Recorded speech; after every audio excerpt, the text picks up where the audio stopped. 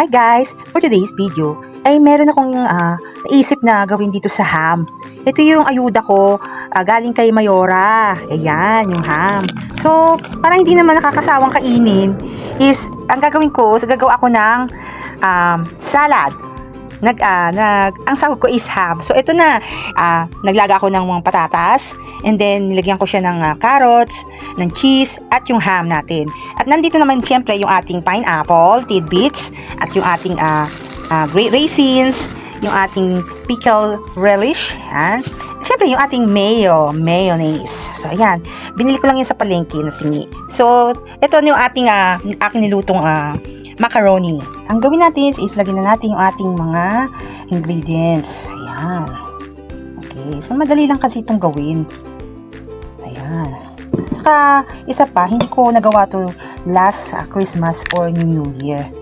Ayan. Kaya ito, yan. Lalagyan na natin yung ating pineapple. Tidbits. Ayan. And then yung ating raisins. Ayan. Ating raisins. Tapos yung ating pickles relish. It's actually sweet to eh. Ayan. Eh, yung hindi naman natin lagay lahat. Ayan. And then, yung ating mayonnaise. Actually, it's Lady's Choice mayonnaise. At meron na bibili nito sa palengke na tingi-tingi. O, diba? Makakagawa ka ng salad. Kung gustuin mo lang, at tingi-tingi lang naman dyan, pwede naman. Para yung cravings mo is masatisfied. Ito. Ayan. Lagyan muna natin siya ng kaunti. Kasi hindi naman siya ganun karami yung ating pasta.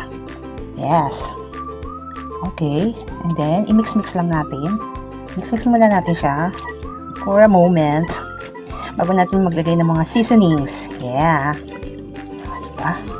Oh, tura pa lang. Nakatakam na. Okay. So, kukunin ko naman yung ating mga seasonings. Wait. Ayan. Kukuha tayo na salt. So, yung gamit ko is rock salt.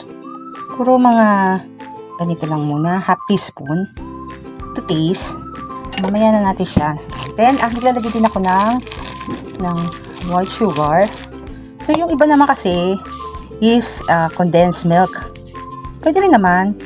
Kaso, okay na sa akin tong white sugar. Ayan.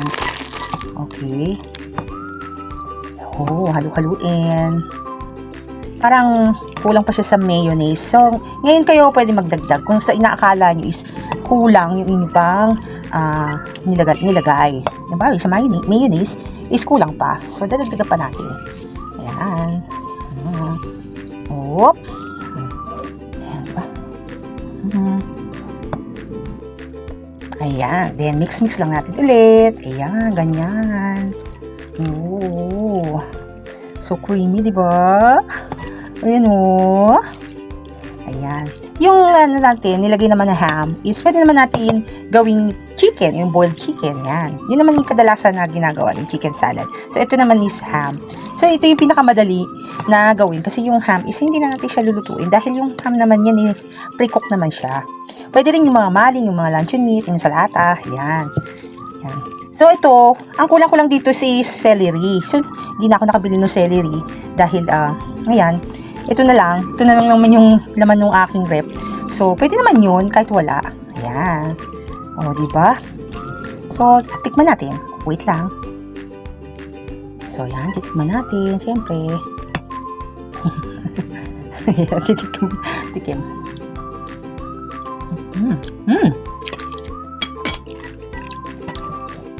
Nice.